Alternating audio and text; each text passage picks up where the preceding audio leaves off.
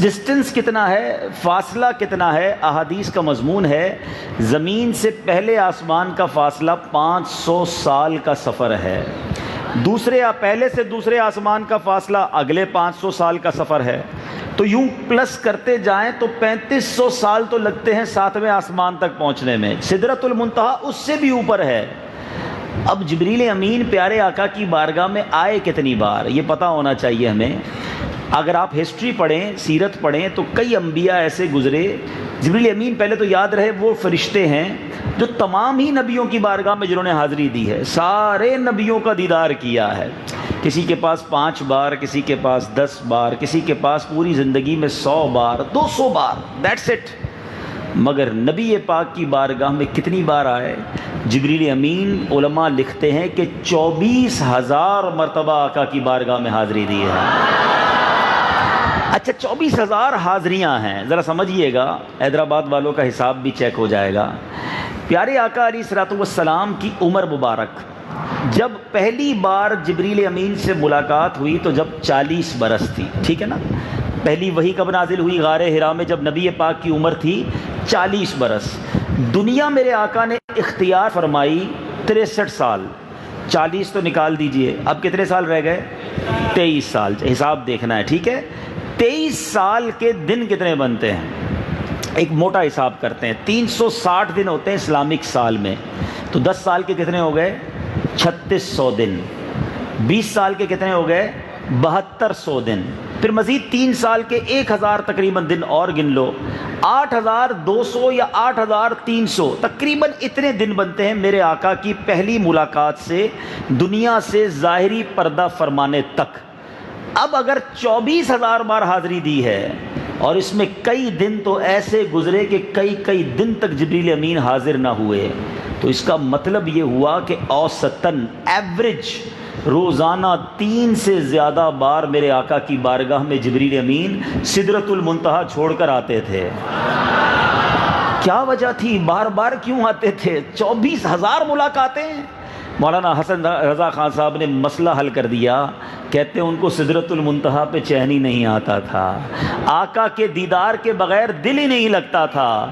ایک اور بات بھی یہاں سیکھنے کو ملتی ہے کہ 3500 سال سے زیادہ کا سفر جبریل امین روزانہ ایوریج 3 سے زیادہ بار آئیں اور چلے جائیں، آئیں اور چلے جائیں۔ تو جب جبریل امین کی رفتار کا عالم یہ ہے تو جبریل کے آقا مصطفیٰ کریم کی رفتار کا عالم کیا ہوگا؟ اب سنو اس شعر کو، ایمان تازہ ہو جائے گا۔ بے لکائے یار ان کو چین آ جاتا اگر، بے لکائے یار ان کو چین آ جاتا اگر، بار بار آتے نہ یوں جبریل سدرہ چھوڑ کر۔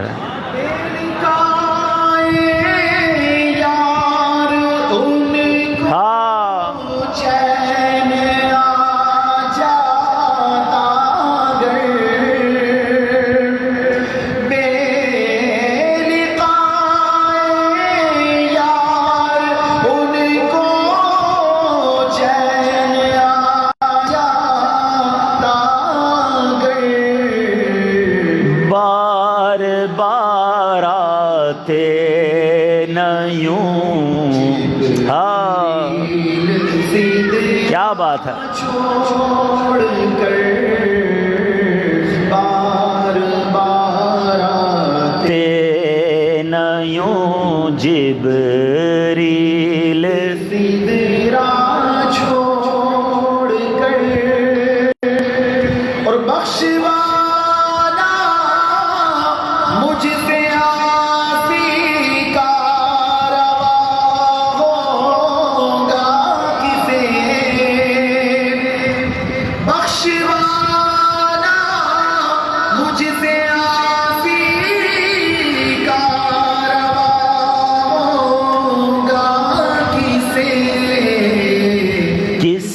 کے دامن میں چھپوں گا، کس کے دامن میں چھپوں دامن تمہارا چھوڑ کر، کس کے دامن میں چھپوں دامن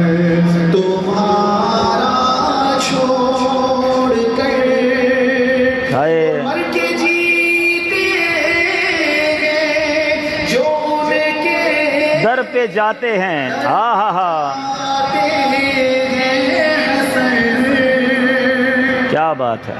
مر کے جیتے جو ان کے در پہ جاتے ہیں حسن جی کے مرتے ہے جو آتے ہیں مدینہ چھوڑ کر جی کے مرتے جو آتے ہیں مدینہ چھوڑ کر سیری گلشن کون دیکھے دشت طیبہ چھوڑ کر سوئے جنت کون جائے در تمہارا چھوڑ کر. سبحان اللہ سبحان اللہ. الحمدللہ رب العالمین والصلاة والسلام على سید المرسلین اما بعد فاعوذ باللہ من الشیطان الرجیم بسم اللہ الرحمن الرحیم. پڑھیے الصلاة والسلام علیک یا رسول اللہ وعلى آلك وأصحابك يا حبيب الله. الصلاة والسلام عليك يا نبي الله وعلى آلك وأصحابك يا نور الله. نويت سنة الاعتكاف. میٹھے میٹھے اسلامی بھائیوں، الحمدللہ آج جمعرات ہے اور ساری دنیا میں دعوت اسلامی کے ہفتہ وار اجتماع کا سلسلہ ہوتا ہے. اسی سلسلے میں آج باب الاسلام سندھ کے مشہور و معروف شہر حیدر آباد میں دعوت اسلامی کے مدنی مرکز فیضان مدینہ میں ہفتہ وار سنتوں بھرے اجتماع کا سلسلہ ہے. اللہ کریم ہم سب کا جمع ہونا اپنی بارگاہ میں قبول فرمائے. درود پاک پڑھنے کے بے شمار فضائل و برکات ہیں. مصطفیٰ جان رحمت شمع بزم ہدایت نوشہ بزم جنت طے کرے جود و سخاوت صلی اللہ تعالیٰ علیہ وسلم کی ذات والا تبار وہ عظیم ذات ہے کہ درود پڑھنے والا درود پڑھتا جاتا ہے، اللہ تعالیٰ اس کو برکتیں عطا فرماتا جاتا ہے، رحمتیں وہ لوٹتا جاتا ہے. جس کو جتنی رحمتیں چاہیے، جس کو جتنی برکتیں چاہیے، وہ درود پاک پڑھتا رہے اور رحمتوں کو حاصل کرتا رہے. درود پڑھنے والوں پر کیسے کیسے کرم ہوتا ہے، اس کی ایک بڑی خوبصورت مثال سمجھ لیجئے. ایک بڑا پیارا واقعہ، حضرت سیدنا شیخ احمد بن منصور رحمۃ اللہ تعالی علیہ جب ان کا انتقال ہوا تو اہل شیراز میں سے کسی نے انہیں خواب میں دیکھا کہ وہ شیراز کی جامع مسجد کی محراب میں کھڑے ہیں، بہترین جنتی لباس پہنا ہے، سر پر موتیوں کا تاج ہے. خواب دیکھنے والے نے آپ کا حال پوچھا کہ آپ کے ساتھ معاملہ کیا ہوا مرنے کے بعد. حضرت شیخ احمد بن منصور کہتے ہیں کہ اللہ پاک نے مجھے بخش دیا، کرم فرمایا، تاج پہنا کر جنت میں داخل کر دیا. پوچھنے والوں نے پوچھا کہ یہ کیسے ہوا، ریزن کیا تھا، سبب کیا تھا؟ آپ فرماتے ہیں میں نبی پاک علیہ الصلوۃ والسلام پر کثرت سے درود پاک پڑھتا تھا، یہی عمل میرے کام آ گیا. درود پاک کب کب کیسے کیسے کہاں کہاں کام آتا ہے، عقل حیران ہو جاتی ہے. یہ تو نیک لوگوں کا حال ہے نا، آپ تو ویسے بھی نیک تھے، درود کثرت سے پڑھتے تھے. گناہ گار ہو، سیاہ کار ہو اور وہ بھی درود پڑھے تو کیسے کرم ہوتا ہے. نبی پاک کی نام کی تعظیم کرے تو کیسے کرم ہوتا ہے. بنی اسرائیل کا ایک واقعہ، ایک شخص بڑا گناہ گار تھا، 200 سال تک اللہ کی نافرمانی کرتا رہا. لائف بھی بہت بڑی تھی، زندگی بھی بڑی تھی. اس کا انتقال ہوا تو لوگوں نے دیکھا اتنا خطرناک، اتنا گناہ گار، اتنا بدکار آدمی، اٹھایا اور کچرے کے ڈھیر پر ڈال دیا. اس کی تجہیز و تکفین کے لیے بھی کوئی تیار نہیں ہوا، کفن دفن کے لیے بھی کوئی ریڈی نہ ہوا کہ اس کو کیا دفنانا، اس کو کیا جنازہ پڑھنا، یہ تو زمانے کا گناہ گار. اللہ تعالیٰ نے حضرت موسیٰ علیہ السلام پر وحی بھیجی کہ اے موسیٰ، فلاں علاقے میں ہمارا ایک دوست ہے اس کا انتقال ہو گیا ہے، جا کے غسل بھی دو، کفن بھی دو اور اس کا جنازہ بھی پڑھاؤ۔ حضرت موسیٰ علیہ السلام اس علاقے میں پہنچے، لوگوں سے کہا کہ فلاں فلاں بندے کا انتقال ہوا ہے۔ کہتے ہیں ہاں اس کا انتقال ہوا ہے، آپ اس کا کیوں پوچھ رہے ہیں؟ کہا وہ کدھر ہے؟ کہا ہم نے تو کچرے کے ڈھیر پہ ڈال دیا ہے۔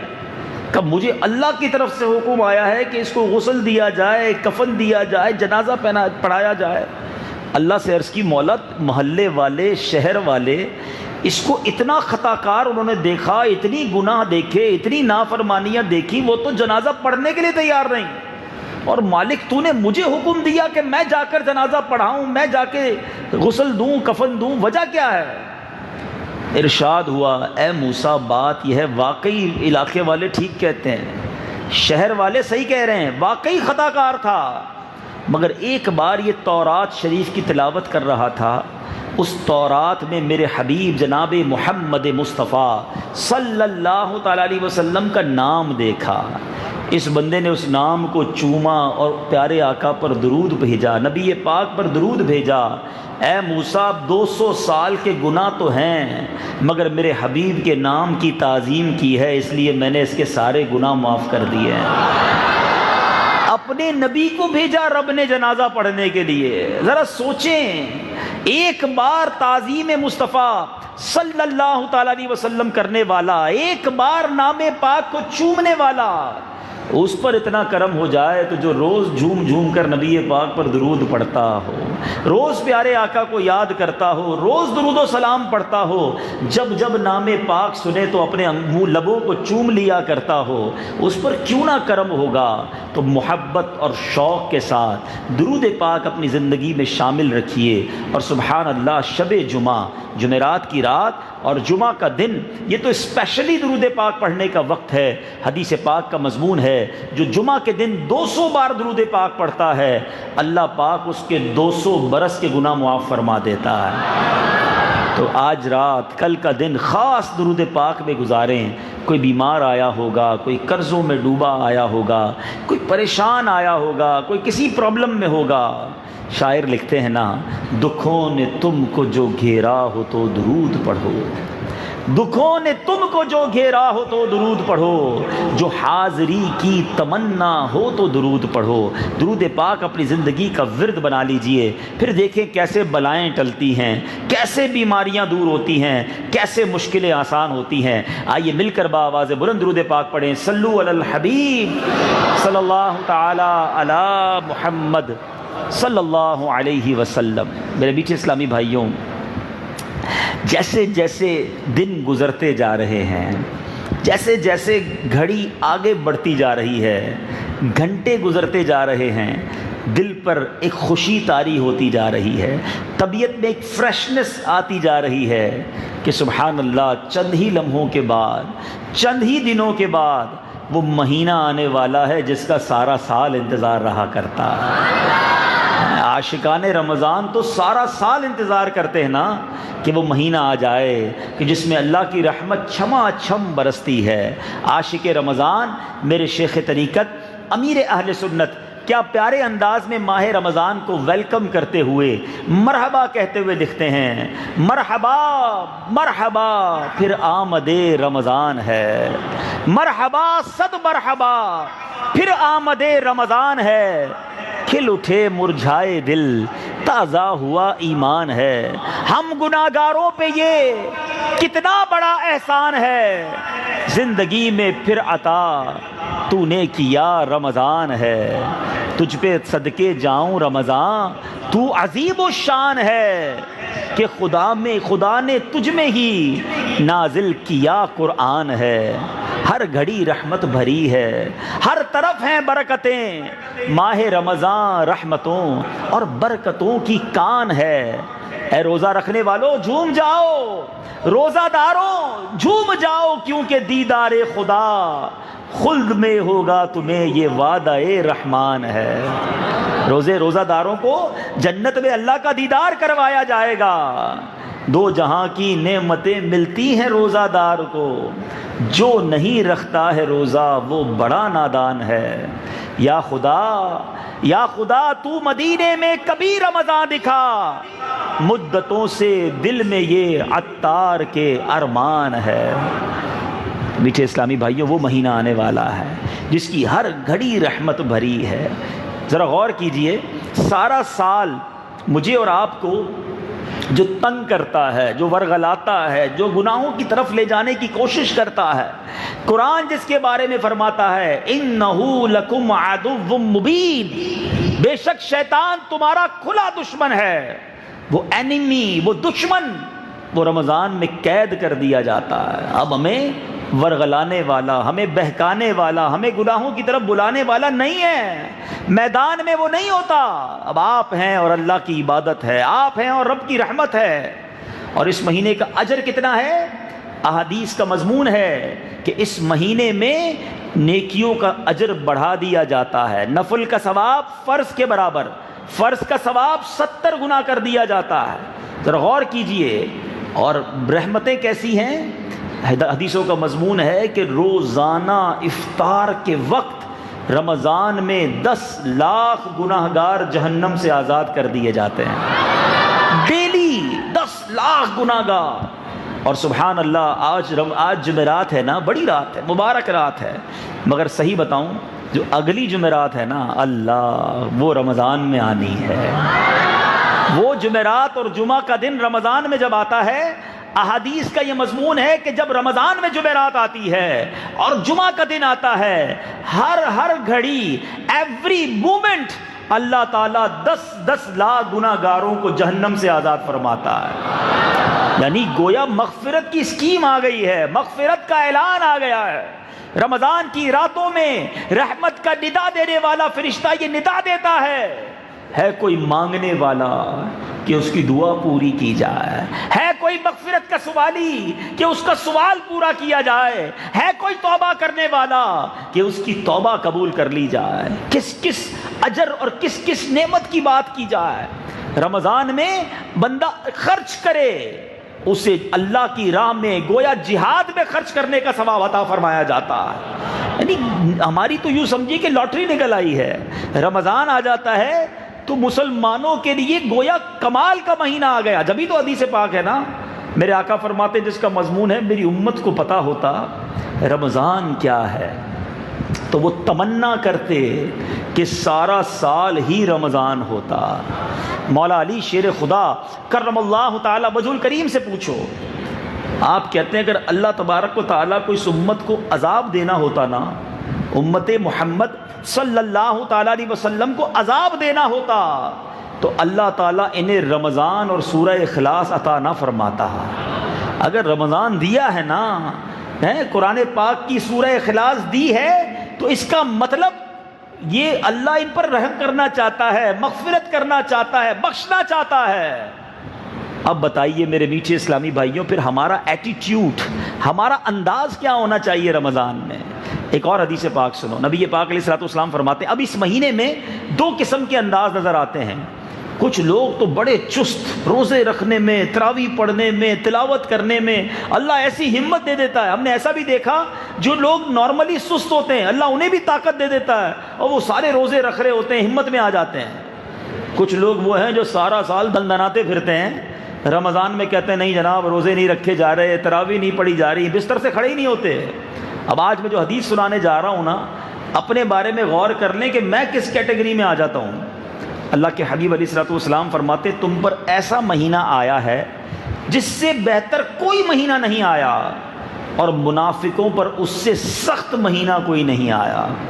رمضان منافقوں پر سخت ہے، مومنوں کے لیے بہت بڑی نعمت ہے۔ اللہ کے حبیب فرماتے ہیں بے شک اللہ پاک اس کے نوافل اور اس کے ثواب کو شروع ہونے سے پہلے لکھ دیتا ہے، اور کوئی شک نہیں کہ مومن کے اندر اس مہینے میں عبادت کی قوت لوٹائی جاتی ہے، اور منافق میں غفلت۔ مومن کے لیے مہینہ غنیمت ہے اور منافق کے لیے بوجھ، منافق کے لیے برڈن ہے۔ اب سوچے میرا وہ بھائی، سوچے وہ اسلامی بھائی، یہ سوشل میڈیا پہ جو مجھے لائیو سن رہے ہیں اپنے بارے میں سوچیں کہ جب رمضان آتا ہے میں اسے سعادت سمجھتا ہوں، غنیمت سمجھتا ہوں، اللہ کا احسان سمجھتا ہوں، یا رمضان آئے تو برڈن فیل کرتے ہیں، او ہو رمضان آ گیا ہے، گرمیوں میں آیا ہے، روزے رکھنے پڑیں گے، تراویح پڑھنی پڑے گی، اللہ اللہ اللہ۔ افسوس ہے اس شخص پر کہ جو روزوں کو، تراویوں کو، صدقات کو، خیرات کو، نیکیوں کو بوجھ سمجھ رہا ہے۔ پوچھو ان سے جو ہاسپٹل میں پڑے ہیں، کئی ایسے مریض ہیں جو رو رہے ہیں کہ کاش صحت ہوتی تو ہم بھی رمضان میں روزے رکھتے، پیر سلامت ہوتے تو ہم بھی تراویح پڑھتے۔ وہ ترس رہے ہیں عبادت کو۔ تمہیں اللہ نے اٹا کٹا بنایا ہے، تمہیں رب نے صحت دی ہے، مگر تمہیں روزے بھاری لگ رہے ہیں، تمہیں روزے اور تراویح بوجھ لگ رہا ہے۔ ارے یہ مہینہ تو رحمتوں اور ہماری اور آپ کی بخشش کے لیے آیا۔ بد نصیب ہے وہ شخص جو اس مہینے میں بخشش کی طرف گویا دوڑ لگانے کی بجائے سستی اور غفلت کی طرف چلا جاتا ہے۔ ہمارے صحابہ سارا سال رمضان کا انتظار کرتے، اور جب رمضان آتا تو سارے کام کاج چھوڑ کر مسجد میں بیٹھ جاتے، عبادت کرتے۔ مگر آج تیاری ہم کیا کر رہے ہیں؟ پریپریشن کیا ہو رہی ہے؟ اگر کوئی عام آدمی بازار کا ایک راؤنڈ لگائے اور دیکھنا چاہے کہ رمضان کی تیاری کیسے ہو رہی ہے، تو اسے لگے گا کہ اسٹور جتنے ہیں وہ اپنا سامان بھر رہے ہیں، کیونکہ جناب رمضان میں فروٹ بکے گا، رمضان میں بہت ساری بسکٹس بکیں گے، تو سموسے پکوڑے کی آئٹم بکیں گی، تو جناب شربت بکیں گے، تو کیچپ بکے گی، تو اب اس کے لیے انتظام ہو رہے ہیں۔ گھر والوں سے پوچھو تمہاری تیاری کیا ہے، تو بس وہ لسٹ بنا لی ہے کہ افطاری کے سامان میں کیا کیا خریدنا ہے، تو بس ایک دو دن میں جا کے وہ خریدنا ہے۔ ریسٹورنٹ اور ہوٹل والوں کو دیکھیں تو تھوڑے دنوں میں بورڈ لگ گئے ہوں گے یا لگنے والے ہوں گے، افطار اسکیم، تو سحری اسکیم، تو رات کو کھانا اتنے بجے، تو اتنے کا جناب کھانا یوں، تو یہ ڈسکاؤنٹ۔ یعنی میں یہ سمجھتا ہوں کہ اگر ہم تھوڑا سا دورہ کریں یا کوئی نیوٹرل آدمی کوئی باہر سے آ جائے کہ دیکھوں ذرا مسلمان رمضان کی تیاری کیا کر رہے ہیں، تو وہ یہ سمجھ کے جائے گا کہ رمضان جو ہے نا مسلمانوں کا کھانے پینے کا مہینہ ہے۔ کوئی فوڈ فیسٹیول آتا ہے جس میں ان کی پلاننگ ہوتی ہے کہ اچھے اچھے کھانے کھانے ہیں، اچھی اچھی جناب ہوٹلوں میں جانا ہے، فلاں اسٹور سے یہ خریدنا ہے، سحری افطاری میں یہ پکانا ہے۔ یعنی مجھے یہ بتائیں ہمارے گھر والوں یا دکانداروں کی پوری پلاننگ میں قرآن اسکیم کہاں ہے؟ تلاوت اسکیم کہاں ہے؟ تراویح اسکیم کدھر ہے؟ روزے میں دعائیں کدھر مانگنی ہے، یہ کون سوچتا ہے؟ یعنی میں نے اس رمضان کو عبادت میں کیسے گزارنا ہے، اس کا پلان کہاں ہے؟ ایک ہی پلان ہے کہ افطاری کیسے کرنی ہے، سحری کیسے کرنی ہے۔ جو نوجوان بیٹھے ہیں انہوں نے شاید پلان کر لیا ہوگا کرکٹ کے ٹورنامنٹ کدھر بنانے ہیں۔ توبہ توبہ توبہ، سوچئے ہم کدھر جا رہے ہیں؟ رمضان ہمیں بخشوانے آ رہا ہے، رمضان رحمتوں کا مہینہ آ رہا ہے، اور ہم رمضان کو کچھ اور سمجھ رہے ہیں۔ کھانے پینے کے لیے زندگی پڑی ہے۔ یعنی ہمارے کئی یار دوست ایسے ہیں کہ رمضان گزرتا ہے تو ان کا وزن بڑھ جاتا ہے۔ کوئی کہے یار روزہ رکھا نہیں، کیا کہ نہیں رکھے پورے روزے، تو پھر وزن کیسے بڑھ گیا؟ تو بھائی افطار میں اس لیے زیادہ کھاتا تھا کہ سارا دن بھوکا رہا، سحری میں اس لیے زیادہ کھاتا تھا کہ سارا دن بھوکا رہنا ہے، اور بیچ میں رات کو اس لیے کھاتا تھا کہ پھر موقع نہیں ملے گا۔ تو دن میں 4 بار کھانا کھاتے ہیں، تو رمضان 30 دن روزے رکھنے کے بعد 5 کلو وزن بھی بڑھ گیا۔ تو اس کا مطلب کیا کیا ہم نے رمضان میں؟ عبادت کدھر ہے؟ خدا را سمجھو۔ اگر آج کوئی ایسی اسکیم اناؤنس ہو جائے کہ جناب یہ 1 مہینہ ہے، اس میں جتنا کماؤ گے، جتنی بھی تنخواہ ملے گی اس کو ڈبل کر دیا جائے گا، 5 گنا کر دیا جائے گا، ہم کتنا کام کریں گے؟ کمال ہے یار، جتنا کمائیں گے 5 گنا۔ رمضان میں تو کئی گنا بڑھا دیا گیا اجر۔ مگر قرآن پڑھنے والے کتنے، قرآن سمجھنے والے کتنے، صحیح معنوں میں روزہ رکھنے والے کتنے۔ اچھا پھر روزے کو بھی بہت سارے لوگوں نے صرف کھانے پینے سے رکنے کا نام روزہ سمجھا ہے۔ سارا دن موبائل پہ بیٹھے ہیں، کیا کر رہے ہو بھائی؟ ٹائم پاس کر رہا ہوں۔ روزہ بہت لمبا ہے نا، تو ٹائم پاس کیا ہو رہا ہے؟ گیم کھیل کر ہو رہا ہے، فلمیں دیکھ کر ہو رہا ہے، ڈرامے دیکھ کر ہو رہا ہے، معاذ اللہ سوشل میڈیا پہ۔ اور کیا ہوتا ہے؟ آپ 2 گھنٹے فیس بک پر گزاریں گے، ان 2 گھنٹوں میں کیا دیکھا آپ نے؟ ارے یاد رکھو میٹھے اسلامی بھائیوں، آنکھ کا بھی روزہ ہے۔ آنکھیں حرام دیکھ رہی ہیں اور پیٹ بھوکا ہے۔ حدیث پاک کا مضمون ہے، جو بھوکا رہ کر گناہوں سے نہیں بچتا، اللہ کو اس کے بھوکے پیاسے رہنے کی کوئی حاجت نہیں ہے۔ ہم کہیں جناب میں روزہ دار ہوں، یہ کیسا روزہ دار ہے جس کی زبان جھوٹ بولتی ہے؟ روزے میں لوگ گالیاں نکال رہے ہوتے ہیں، اور پہلے 4-5 دن تو ہر آدمی روڈ پہ لڑ رہا ہوتا ہے۔ روزہ پہلی پورے سال میں دوبارہ رکھنے کا موقع ملا نہیں، اب روزہ رکھا، اس کا کسی کا سگریٹ چھوٹ گیا، کسی کا پان چھوٹ گیا، اب ہر آدمی پہ غصہ آ رہا ہے اس کو۔ رکشے والے، بس والے، مزدور، پھر اور روڈ پہ لوگ ایک دوسرے سے لڑ رہے ہوتے ہیں۔ روزے میں لڑائی یہ کیا ہے؟ نہیں میرے میٹھے اسلامی بھائیوں، آپ کے پورے بدن کا روزہ ہے، لڑائی جھگڑے کی اجازت تھوڑی مل جائے گی روزے میں، پھر گالیاں نکلتی ہیں، ہاتھ پاتا پائی ہوتی ہے، استغفر اللہ، یہ روزے کی روحانیت کہاں سے ملے گی؟ نبی پاک کا یہ فرمان یاد رکھو کہ روزہ رمضان مومن کے لیے غنیمت ہے اور منافق کے لیے بوجھ ہے۔ جس کو یہ فیل ہوتا ہے، جس کو یہ احساس ہوتا ہے کہ رمضان آتا ہے تو مجھ پر بوجھ پڑ جاتا ہے، وہ اللہ سے معافی مانگے، اللہ سے عرض کرے کہ مولا مجھے محبت رمضان عطا کر دے۔ سیکھو امیر اہل سنت سے، سارا سال روتے یا اللہ مجھے رمضان عطا کر دینا، سارا سال غم رمضان ہے ان کے دل میں، اور پوچھو امیر اہل سنت کے دل میں اب کیسی خوشی ہوگی۔ ایک ایک دن گزارنا گویا ان کے لیے بھاری ہوگا کہ جلدی رمضان آ جائے، بس میں رمضان میں داخل ہو جاؤں۔ ہیں کیوں؟ کیونکہ اگر کسی کا رمضان میں انتقال ہوا بغیر حساب کے اسے جنت میں داخل کر دیا جائے گا۔ اس میں جینا بھی نعمت ہے، اس میں مرنا بھی نعمت ہے۔ ایک ایک سانس، روزہ دار کی ہر سانس پر اسے نیکی ملتی ہے۔ اس مہینے کی جو پہلی رات ہے نا، اللہ تعالیٰ میں جلدی جلدی ماہ رمضان صحت اور عافیت کے ساتھ نصیب فرمائے۔ پہلی رات، سبحان اللہ، اور رمضان پورے کی تو بات ہی کچھ اور ہے۔ حدیث پاک کا مضمون ہے جب پہلی رات آتی ہے رمضان کی، اللہ تعالیٰ اپنے بندوں پر رحمت کی نگاہ فرماتا ہے، اور جب اللہ رحمت کی جس پر نگاہ فرمائے گا اس کو کبھی بھی عذاب نہیں دے گا۔ رمضان کی پہلی رات اور آخری رات یہ دونوں بڑی کروشل ہیں، چاند رات رمضان کی اور چاند رات جس کو ہم عید کی کہتے ہیں۔ پہلی رات خاص نگاہ رحمت کی رات، اور آخری رات اس کو علماء کہتے ہیں لیلۃ الجائزہ ہے، انعام کی رات ہے، مزدوری ملنے کی رات ہے۔ اب پتہ نہیں میں رمضان میں تو دوبارہ نہیں آ سکوں گا، تو حیدرآباد والوں آج آپ کو چاند رات، عید کی چاند رات کا بھی ایک پیغام دے دوں، سنیے گا۔ اللہ تبارک و تعالیٰ نے پورے مہینے میں کروڑوں بخشے نا، ہر روز 10 لاکھ افطار کے وقت، جمعرات اور جمعے کو ہر لمحے 10 لاکھ، اگر کیلکولیٹ کریں تو رمضان میں اگر اسی حساب سے بخشش ہوئی تو کروڑوں بخشے گئے۔ پھر رب کریم آخری رات فرشتوں سے پوچھتا ہے، اے فرشتوں ان لوگوں کے بارے میں کیا کہتے ہو جنہوں نے مزدوری کی؟ فرشتے عرض کرتے ہیں مولا ان کو تو مزدوری پوری ملنی چاہیے۔ اللہ فرماتا گواہ ہو جاؤ میں نے ان سب کی مغفرت فرما دی ہے۔ بخشش کی رات ہے، مزدوری ملنے کی رات ہے۔ مگر سچ بتاؤ میرے بھائیوں، میرے میٹھے اسلامی بھائیوں، ہم چاند رات کو اکثریت مسلمانوں کی کیا کرتی ہے؟ عجیب ماجرا ہے، مجھے تو یہ سمجھ نہیں آتا کہ ہم کہتے نہیں ہیں مگر ہمارا ایٹیٹیوڈ، ہمارا انداز پیغام کیا دیتا ہے۔ مثال دیتا ہوں، مغرب کی نماز پڑھی ہم نے 29ویں روزے کی یا 30ویں روزے کی، اللہ سے دعا کرتے ہیں اللہ ہمیں پورا مہینہ عطا فرمائے، پورے 30 روزے عطا فرمائے۔ لیکن اگر ہم نے 30ویں روزے کی مغرب پڑھی، ٹھیک ہے، اور مغرب کے بعد اعلان ہو گیا 29ویں روزے کی، 30ویں کو تو کنفرم ہی ہوتا ہے، 29ویں کو یا 30ویں کو پتہ چل گیا کہ بھائی رمضان ختم ہو گیا ہے، جتنے نمازی مغرب میں ہوتے ہیں کیا اتنے عشاء میں ہوتے ہیں؟ مجھے یہ سمجھ نہیں آتا کہ ابھی چاند دکھا ہے، مسجد گویا صدا لگاتی ہوگی کہ رمضان تو چلا گیا، یہ مسلمان کدھر چلے گئے؟ کیا میں اور آپ صرف رمضان میں مسلمان ہیں؟ کیا میں اور آپ صرف رمضان کے نمازی ہیں؟ ذرا سوچو نا، کیا اللہ نے صرف رمضان میں نماز فرض کی ہے؟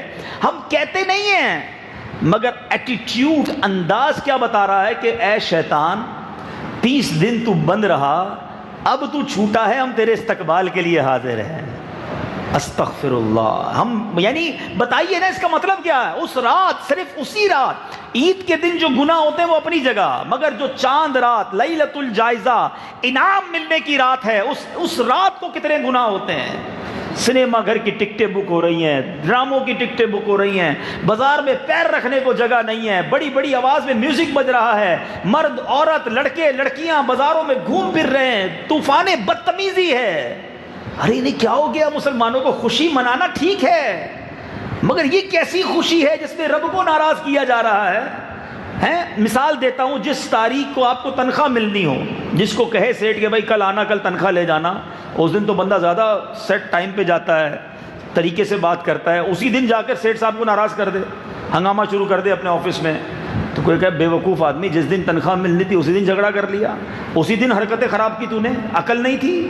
اب ذرا سوچے کہ جس رات اللہ فرماتا ہے انعام ملنے کی رات ہے، مزدوری ملنے کی رات ہے. اس رات کیا ہونا چاہیے تھا؟ آنسو ہوتے, گر گڑانا ہوتا کہ یا اللہ پورا مہینہ تو غفلت میں گزارا, مولا یہ رات اپنے کرم سے میری بخشش کر دے. ہمارا افطار کے وقت کیا حال ہونا چاہیے تھا ناظرین؟ غور کیجئے. ہر روز افطار میں 10 لاکھ گناہگار بخشے جائیں گے. افطار کے دسترخوان پر افراتفری ہوتی ہے, شربت آیا کہ نہیں, پکوڑے آئے کہ نہیں, چنے آئے کہ نہیں, فلاں آئے. ارے بھائی 10 لاکھ بخشے جانے کا وقت ہے, تم ان میں لگے ہوئے ہو, بعد میں کھا لینا.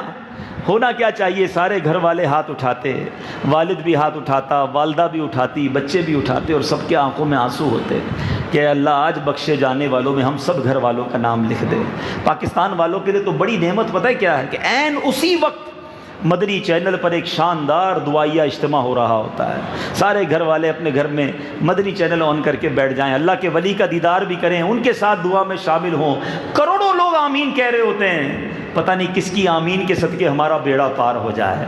آؤ نیت کرتے ہیں اس بار افطار کا وقت ضائع نہیں کریں گے, انشاءاللہ دعاؤں میں گزاریں گے. یہاں آ جائیں, یہاں امید ہے روزانہ افطار کے وقت دعا کا انتظام ہوتا ہوگا, مدنی چینل پر انتظام ہوتا ہے, جب مہینے بھر کا اعتکاف ہوتا ہے. سبحان اللہ, ان لوگوں کے ساتھ جا کر افطار کریں. میں تو مشورہ یہ دوں گا, بھائی کھانے ہیں نا آپ کو سموسے پکوڑے, وہ مغرب کے بعد جا کے کھا لینا. مغرب سے پہلے آ کر یہاں سادہ سی افطار کر لو, اور کم از کم دعا تو کر لو. یہ وقت ہے مانگنے کا, اس میں مانگ لو اپنے رب سے. اس بار رمضان میں پیارے اسلامی بھائیوں ایک نیت کرنی ہے, پوری کوشش کرنی ہے. ہم کوشش کریں گے, اللہ کامیابی دے گا کہ اس پورے رمضان میں انشاءاللہ ہم کوئی گناہ نہیں کریں گے. کیونکہ رمضان میں گناہ کرنا جو ہے نا, یہ بڑا ناپسندیدہ ہے. یہ کچھ لوگ نہیں سمجھتے. دیکھیں کچھ مقام, کچھ دن, کچھ مہینے ایسے ہوتے ہیں, کچھ وقت کہ جس میں گناہ کرنا شدید عذاب کا وجہ بن جاتا ہے, شدید اللہ کی ناراضگی کا سبب بن جاتا ہے. مثال کے طور پہ کوئی شخص باہر کسی کو گالی دے, غلط کام ہے, مسجد میں آ کر دے, اب کیا کہیں گے یار استغفر اللہ, مسجد میں گالی, بھائی یہی کام باہر کرتا ہے, گناہ ہے, مسجد میں شدید گناہ ہو گیا نا. کوئی باہر گانے باجے کرے, غلط ہے, لیکن کوئی مسجد میں آ کے گانے بجانا شروع کر دے, آپ کہیں گے یار شرم نہیں آتی, اللہ کے گھر میں ہے نا, فرق ہے نا. اسی طرح کوئی پاکستان میں گناہ کرے, ایک گناہ کا ایک گناہ ہے. کوئی مکے میں جا کے گناہ کرے, ایک گناہ کا لاکھ گناہ ہے. بالکل اسی طرح ماہ رمضان کے علاوہ گناہ کرے یقیناً ناپسندیدہ ہے, مگر جو رمضان میں گناہ کرے, خدا را سمجھو یہ مہینہ گناہ نہیں کرنے, بچنا ہے اپنے آپ کو. اتنا سخت عذاب ہے کہ ایک بار مولا علی کرم اللہ تعالی وجہ الکریم ایک قبر کے پاس سے گزرے, اور آپ نے اس قبر والے کے بارے میں اللہ سے عرض کی کہ یا اللہ میں اس قبر کے حالات دیکھنا چاہتا ہوں. اس قبر والے کو جب دکھایا گیا تو دیکھا کہ وہ قبر والا آگ میں الٹ پلٹ کیا جا رہا ہے, جل رہا ہے, عذاب, اور آپ کو پکار رہا ہے یا علی مجھے بچائیے, میری سفارش کیجئے, انا غریق فی النار وحریق فی النار. آپ نے اللہ کی بارگاہ میں دعا کی, مولا اس بندے کو بخش دے, معاف کر دے. ارشاد ہوتا ہے اے علی اس بندے کی سفارش نہ کریں. مولا علی کو منع کیا جا رہا ہے, کیوں؟ آپ نے کہا یا اللہ کیا وجہ ہے؟ فرمایا اے علی یہ بندہ دن میں تو روزے رکھتا تھا, رات گناہوں سے باز نہیں آتا تھا, روزہ دار تھا مگر گناہ بھی ساتھ کرتا تھا, قبر میں آگ بھڑکا دی گئی. اے رمضان میں گناہ کرنے والوں, اے رمضان میں فلمیں ڈرامے دیکھنے والوں, اے رمضان میں حرام کمانے والوں, اے راتوں کو دوستوں کے ساتھ تاش پتے اور حرام گیم کھیل کر اپنی راتوں کو خراب کرنے والوں, کرکٹ میچ کھیل کر لوگوں کی نیند خراب کرنے والوں, حقوق العباد تلف کرنے والوں, خدا را غور کرو.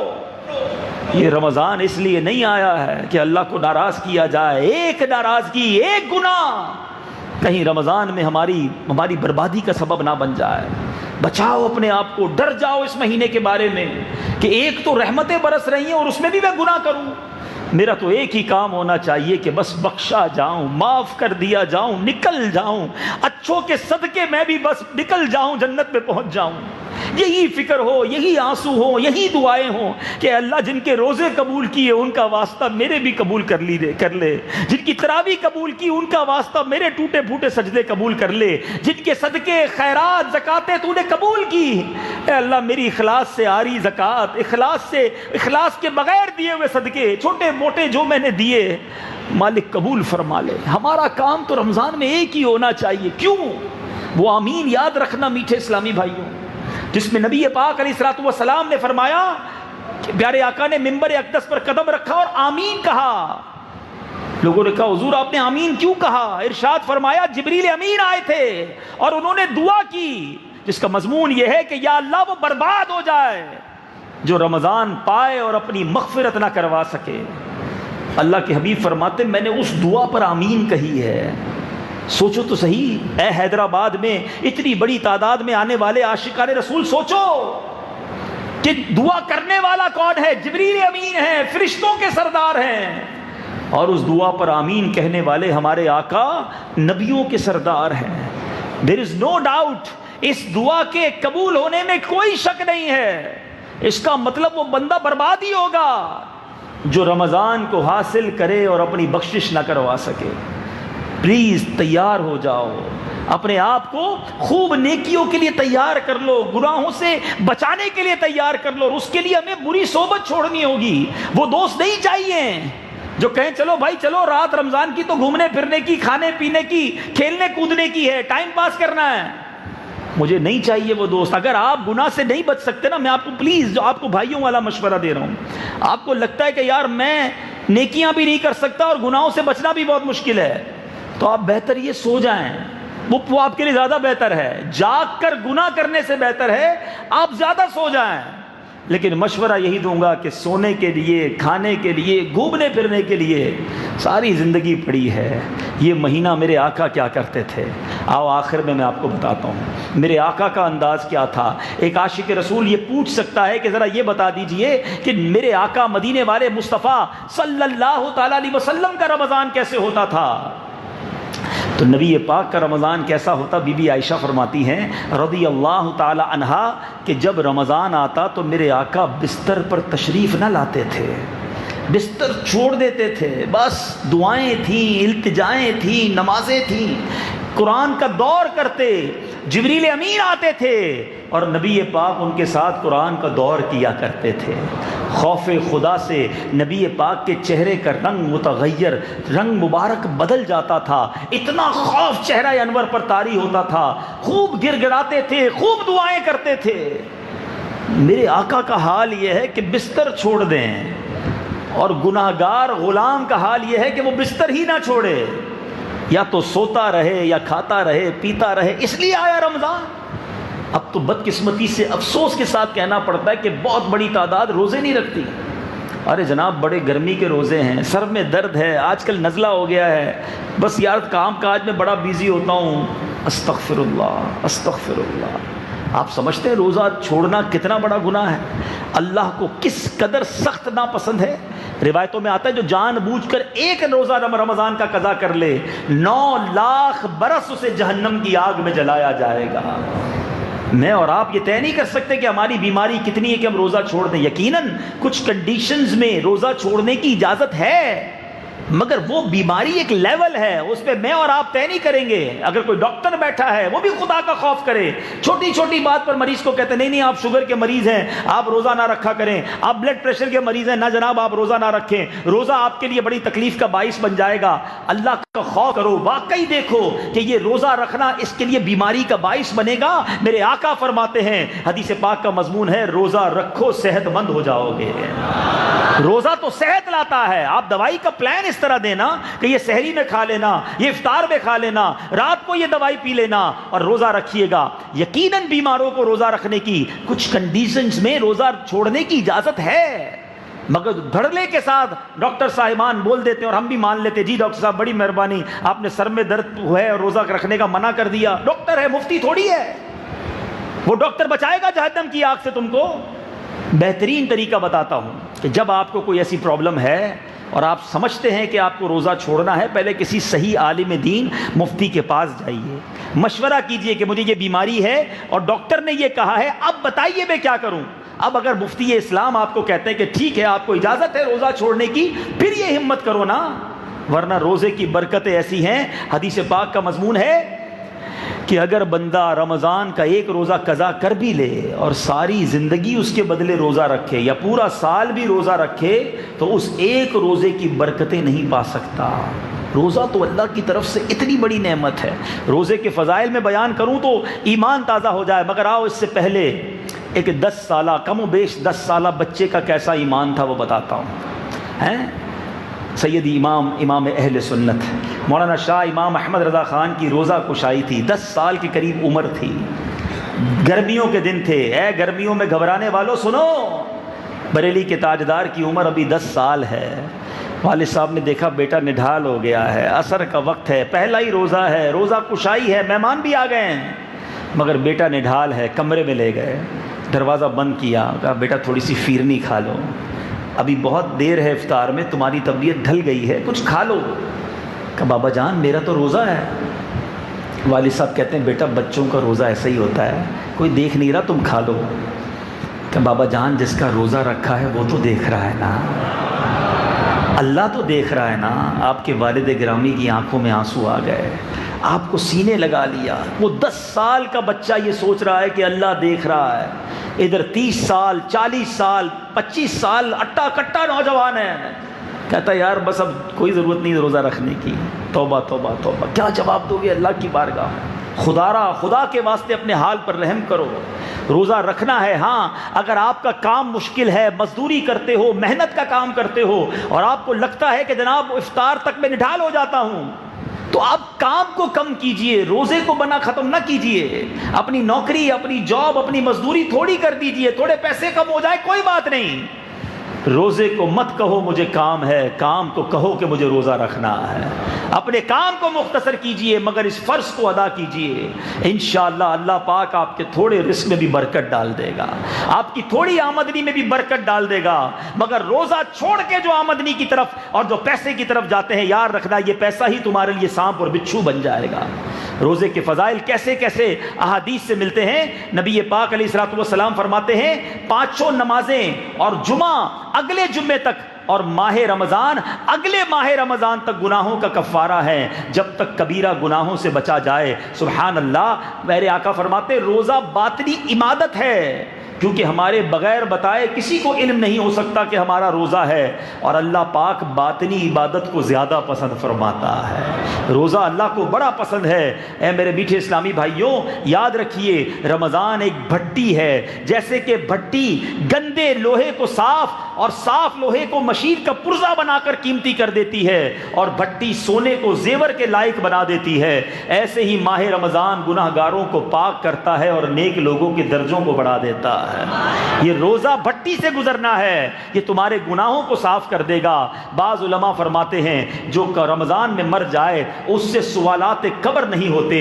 قیامت میں رمضان قرآن روزہ دار کی شفاعت کریں گے. رمضان اللہ سے کہے گا مولا اسے دن میں نے کھانے پینے سے روکا تھا، اور قرآن عرض کرے گا یا رب میں نے اسے رات میں تلاوت و تراویح کے ذریعے سونے سے روکا تھا. اللہ ان کی شفاعت قبول فرمائے گا. مگر جو روزہ نہیں رکھتا وہ رمضان کیسے اس کی شفاعت کرے گا؟ جو رات تراویح نہیں پڑھتا، قرآن کی تلاوت نہیں کرتا، قرآن کیسے اس کی شفاعت کرے گا؟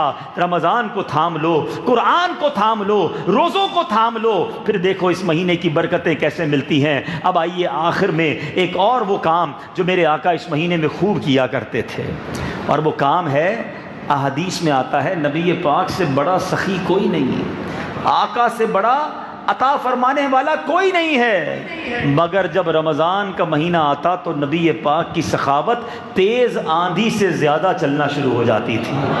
ہر سائل کو عطا فرماتے، ہر کسی کو عطا فرماتے. اور میرے آقا تو وہ ہیں جو آج بھی سب کو عطا فرما رہے ہیں. واہ کیا جود و کرم ہے شہ بطحا تیرا، واہ کیا جود و کرم ہے شہ بطحا تیرا، نہیں سنتا ہی نہیں مانگنے والا تیرا. تو نبی پاک کے غلاموں یہ مہینہ سخاوت کا مہینہ ہے، یہ مہینہ خیرات کا مہینہ ہے، یہ مہینہ اللہ کی راہ میں خرچ کرنے کا مہینہ ہے. اس مہینے میں دل کھول کر خرچ کیجئے، اپنے غریب مسلمانوں پر خرچ کیجئے. اپنے گھر میں اتنی زبردست ہم آئٹمیں سحری اور افطاری میں کھاتے ہیں، کچھ غریبوں کا خیال کیجئے، دوسروں کے گھر میں بھی راشن پہنچا دیں. ہماری مسجدوں میں بہت افطار کا سامان آتا ہے. اللہ سلامت رکھے میرے امیر اہل سنت کو، کیا پیارا ذہن دیا آپ نے. فرمایا کسی غریب کو بھی اچھی افطاری کرنی ہوتی ہے، وہ مسجد میں آ جاتا ہے، کچھ نہ کچھ اچھی افطاری کر لیتا ہے. مگر ان کے گھر میں جو عورتیں ہیں، جو بچیاں ہیں وہ کیا کریں، وہ کیسے اچھی افطاری کریں، تو کوشش کریں کہ بغیر کسی احسان کو جتائے کچھ مخصوص گھر کر لیں اور ان کے گھر پر کچھ فروٹ، کبھی کچھ افطاری کا سامان بھجوا دو تاکہ ان کے گھر میں بھی اچھی افطاری ہو جائے۔ اپنی زکوٰۃ کا پراپر حساب کیا کریں اور زکوٰۃ پوری نکالا کریں۔ ایک بڑی بدقسمتی کی بات یہ ہے کہ آج کل لوگ اپنی زکوٰۃ بھی پوری نہیں نکالتے۔ نہیں میرے میٹھے اسلامی بھائیوں، زکوٰۃ کو بوجھ نہ سمجھو۔ ہر زکوٰۃ دینے والا اللہ کا شکر ادا کرے۔ ارے مال دیتے وقت یہ نہ سوچے کہ یہ مال مجھ سے دور ہو رہا ہے، بلکہ مال دے کر اللہ کا شکر ادا کرے کہ مولا تیری مہربانی، تو نے مجھے دینے والا بنایا، مانگنے والا نہیں بنایا۔ دے کر احسان نہ جتایا کرو کہ میں غریبوں کی مدد کرتا ہوں، میں مسجد میں افطار کراتا ہوں، میں نے جناب فلاں کے گھر راشن ڈلوا دیا، رمضان میں میں نے فلاں کو زکوٰۃ دے دی۔ ارے میں نے کیا کیا؟ اللہ نے دیا تو میں اس قابل بنانا، ہماری کوئی اوقات نہیں ہے۔ ہر زکوٰۃ دینے والا، ہر خیرات دینے والا، ہر صدقہ دینے والا جب بھی صدقہ و خیرات دے، ہو سکے تو سجدہ شکر ادا کرے کہ مالک آج جو میرے دروازے پر مانگنے آیا ہے، کل میں بھی کسی کے دروازے پر کھڑا ہو سکتا تھا۔ سوچو نا، آج آپ سے جو زکوٰۃ لینے آیا ہے اس نے کیا، آپ نے اس سے زیادہ نیک اعمال کیے ہیں، اللہ نے آپ کو مالدار بنا دیا۔ ہمارا کوئی کام اس میں کارنامہ نہیں ہے، صرف اللہ کی مہربانی ہے۔ جو اگر یہ کہتا ہے کہ پیسہ محنت سے آتا ہے، اگر یہ بات سچ ہوتی تو سارے مزدور کروڑ پتی ہوتے ہیں۔ جو یہ کہتا ہے پیسہ عقل سے آتا ہے، ہوشیاری سے آتا ہے، تو تمام اسکولوں کے پروفیسر اور ٹیچر سارے ہی کروڑ پتی ہوتے ہیں۔ ٹیچر ہی رہتا ہے، شاگرد بہت آگے پہنچ جاتا ہے۔ محنت، ہوشیاری، کسی چیز سے پیسے نہیں ملتے۔ جسے اللہ چاہتا ہے اسے نوازتا ہے، اور جب یہ نصیب سے دیتا ہے، اللہ کی مہربانی سے ملتا ہے، تو لوگوں کی مدد کرنے میں احسان کیسا؟ اللہ نے دیا تو میں اس قابل بنانا۔ زکوٰۃ دیتے ہوئے لوگوں کو تانے دیتے ہیں، جوتے گھسوا دیتے ہیں، کل آنا، پرسوں آنا، بار بار کیوں آتے ہو؟ ارے نہیں دینا تو نہ دو، ذلیل تو نہ کرو نا۔ اس لیے مالدار رب نے بنایا کہ تم تکبر کرو گے؟ نہیں میرے میٹھے اسلامی بھائیوں۔ اور پھر کئی لوگوں کو تو یہ فیل ہوتا ہے، او ہو 10 لاکھ روپے زکوٰۃ بن رہی ہے میری، 10 لاکھ روپے زکوٰۃ میں دل بیٹھنے لگ جاتا ہے۔ اور اللہ کے بندے، رب نے 4 کروڑ دیے تو 10 لاکھ بنی نا۔ اللہ کا شکر ادا کر کے رب نے اتنے دیے، 4 کروڑ کا شکر نہیں ہے، 10 لاکھ بوجھ لگ رہا ہے۔ یاد رکھیے گا، جو زکوٰۃ کو بوجھ سمجھتے ہیں، رب جب چاہے وہ مال واپس لے لے گا۔ وَتُعِزُّ مَن تَشَاءُ وَتُذِلُّ مَن تَشَاءُ۔ یہ بیٹھے بزرگ، ان سے پوچھو، کئی زکوٰۃ دینے والے ایسے ہیں جو کچھ دنوں بعد زکوٰۃ لینے والے بن جاتے ہیں۔ ایسا قدرت کا چکر چلتا ہے کہ سب کچھ چلا جاتا ہے۔ اگر آپ چاہتے ہیں آپ کا مال محفوظ رہے، آپ چاہتے ہیں آپ کو اللہ اور برکتیں دے، حدیث پاک کا مضمون ہے زکوٰۃ دے کر اپنے مال کو مضبوط قلعوں میں قید کر لو، اپنے مال کو سیکیور کر لو۔ آپ چاہتے ہیں آپ کے مال کو آگ نہ لگے، آپ چاہتے ہیں آپ کا مال نہ لٹے، آپ کے مال کو کوئی چھین کر نہ لے جائے، زکوٰۃ دیا کرو، صدقہ دیا کرو، غریبوں کی دعائیں لیا کرو۔ یہ وہ دعائیں ہیں، یہ وہ برکتیں ہیں جو اللہ تعالیٰ تمہیں اس کے بدلے اور عروج عطا فرمائے گا۔ تو ہمیشہ اپنی زکوٰۃ، اپنی خیرات پوری زیادہ دیا کرو۔ ایک اور بڑی غلطی لوگ کرتے ہیں کہ کبھی کوئی ان کے پاس جائے مدد لینے کے لیے، نیکی کے کام کے لیے، یا کوئی غریب جائے تو کہتے ہیں بھائی ہماری زکوٰۃ پوری ہو گئی، اب اگلے سال آنا۔ یہ نہ کیا کرو۔ اگر آپ نے زکوٰۃ ماشاءاللہ پوری دے دی ہے، تھوڑے اور دے دو، آگے کے اکاؤنٹ میں جمع ہو رہے ہیں نا، زیادہ دے دو۔ زکوٰۃ تو ایڈوانس بھی دی جا سکتی ہے نا۔ یہ کیوں سوچتے ہو کہ یہ پیسے مجھ سے چلے جائیں گے؟ یہ جاتے نہیں ہیں، یہ آپ ہی کے اکاؤنٹ میں آگے جمع ہو رہے ہیں۔ حدیث پاک سن لو، حدیث پاک کا مضمون ہے گن گن کر خرچ نہ کیا کرو۔ نیکی کے کاموں میں گن گن کر خرچ نہ کرو، ورنہ وہ رب کریم بھی تمہیں گن گن کر عطا فرمائے گا۔ جب اللہ بے گنے عطا کر رہا ہے، جتنی ضرورت ہے اس سے زیادہ دے رہا ہے، تو آپ کے سامنے بھی اگر کوئی نیکی کا کام آ گیا تو کر ڈالو خرچ۔ بس اللہ کرے ایک ذہن بن جائے، آپ یہ ذہن بنا لو نا، پھر جب بھی اللہ کی راہ میں خرچ کرو گے بڑا مزہ آئے گا۔ آپ ذہن یہ بناؤ، آپ کے حیدرآباد میں بھی ہوتا ہوگا، وہ اس کو ہم بی سی کہتے ہیں، کمیٹی کہتے ہیں، ڈالتے ہو نا، تھوڑے تھوڑے پیسے جمع کرتے ہیں سارے دوست مل کے۔ کیوں؟ یار ذرا بچوں کی شادی کے لیے، کسی برے وقت میں کام آئے گی، اماؤنٹ بڑی جمع ہو جائے گی، تھوڑے تھوڑے ڈالتے رہتے ہو۔ یقین کریں یہ مدنی بی سی ہے، یہ مدنی کمیٹی ہے۔ جب جیب میں پیسے ہو نا، اچھے کمائے ہوں، تھوڑے بہت مسجد میں ڈال دو، کسی غریب کو دے دو، نیکی کے کام میں خرچ کر دو۔ آپ بولو یار میری زکوٰۃ تو ہو گئی، کوئی بات نہیں، آپ یہ سوچو میں اپنے اکاؤنٹ میں ڈال رہا ہوں۔ اب میں آپ کو حدیث سناتا ہوں، ایمان تازہ ہو جائے گا۔ اور حدیث قدسی ہے، اللہ فرماتا ہے اے ابن آدم اپنا مال میرے پاس جمع کرا دے، نہ جلے گا، نہ ڈوبے گا، نہ کم ہوگا، میں اس دن تجھے واپس لوٹاؤں گا جس دن تجھے ایک ایک نیکی کی ضرورت ہوگی۔ بندہ ترس رہا ہوگا، ماں بھی نہیں دے گی یہ نیکی، باپ بھی نہیں دے گا، لیکن جس نے یہ دے دیا ہوگا نا، تھوڑا تھوڑا کر کے جمع کراتا رہا ہوگا۔ ڈپازٹ ہیں، آپ کیا کرتے ہو؟ بینک میں پیسے ڈالتے ہو، پھر بیلنس دیکھ کے خوش ہوتے ہو، خرچ تو کرتے نہیں ہو۔ ہیں بندہ بولتے بینک والا نہیں چھیڑنا، ان کے اڑا دیں، اس کو سیکیور رکھو، ہیں بینک والے نہیں ہلانے، اور ڈالتے ہیں پھر بیلنس دیکھتے اور بڑھ گیا، اور ڈالتے ہیں پھر بیلنس دیکھتے اور بڑھ گیا۔ خرچ تو کرتے نہیں ہو، خرچ تو وہی دو روٹی کھانی، سالن کھانا، چاول کھانا۔ بینک والے پڑے خوش کیا ہو رہے ہو؟ صرف بیلنس دیکھ کر۔ تو جنت کے اکاؤنٹ میں ڈال کے بھی خوش ہوتے رہو نا، کہ یار یہ میرے آخرت کے اکاؤنٹ میں اور ڈال دیے، میں نے اور ڈال دیے، اللہ کی رحمت سے اور ڈال دیے، مسجد کی تعمیر ہو رہی تھی اور ڈال دیے، غریب کی مدد تھی اور ڈال دیے، دعوت اسلامی والے آئے تم بھی لے جاؤ یار اور میرے آخرت کے اکاؤنٹ میں ڈال دو۔ آپ یہ سوچا کرو نا، پھر دیکھو آپ کو خرچ کرنے میں لطف آنے لگ جائے گا، مزہ آنے لگ جائے گا۔ تو اے میرے میٹھے اسلامی بھائیوں، اس مہینے میں خوب خرچ کرو۔ ویسے تو میرے آقا جو فرمائے حق ہے، مگر اس حدیث میں علماء بیٹھے ہیں، نبی پاک نے قسم اٹھائی۔ آقا کا ہر جملہ حق ہے نا، مگر انفسائز کرنے کے لیے، تاکید کرنے کے لیے نبی پاک فرماتے ہیں، حدیث پاک کا مضمون ہے، میں اللہ کی قسم کھا کر کہتا ہوں، اللہ کے حبیب کہہ رہے ہیں، میں اللہ کی قسم کھا کر کہتا ہوں صدقہ دینے سے مال کم نہیں ہوتا۔ تو یہ طے ہے، یہ فائنل ہے کہ آپ خرچ کریں، اللہ آپ کے مال میں برکت ہی ڈالے گا، ملٹی پلائی ہو کر ہی آپ کا یہ مال آئے گا۔ بس پرابلم یہ کہ مائنڈ سیٹ نہیں بنتا۔ اللہ سے تجارت کرو، اللہ سے کاروبار کرو۔ آؤ آپ کو ایک آخر میں واقعہ سناتا ہوں۔ مدینہ پاک میں ایک سال قحط آ گیا، کھانے پینے کو پرابلم ہو گئی۔ لوگ، حضرت ابوبکر صدیق کا دور تھا، لوگ سیدنا ابوبکر صدیق رضی اللہ عنہ کے گھر گئے، کہا حضور بڑا مسئلہ ہو گیا ہے، کھانے پینے کو کچھ نہیں ہے۔ صدیق اکبر رضی اللہ عنہ نے فرمایا کہ انتظار کرو، اللہ کرے گا شام تک کوئی نہ کوئی صورت بنے گی۔ شام ہوئی تو حضرت عثمان غنی رضی اللہ تعالیٰ عنہ بہت بڑے بزنس مین تھے، بہت سارے تاجر ادھر بھی بیٹھے ہیں، آؤ میں آپ کو بتاتا ہوں بزنس ڈیل کس کو کہتے ہیں، مائنڈ سیٹ کس کو کہتے ہیں۔ تو حضرت عثمان غنی کے بزنس تھا اناج کا، اناج کے بیپاری بھی بیٹھے ہیں، سنو۔ تو 100 اونٹ اناج کے غلے کے بھرے ہوئے حضرت عثمان غنی کے آ گئے۔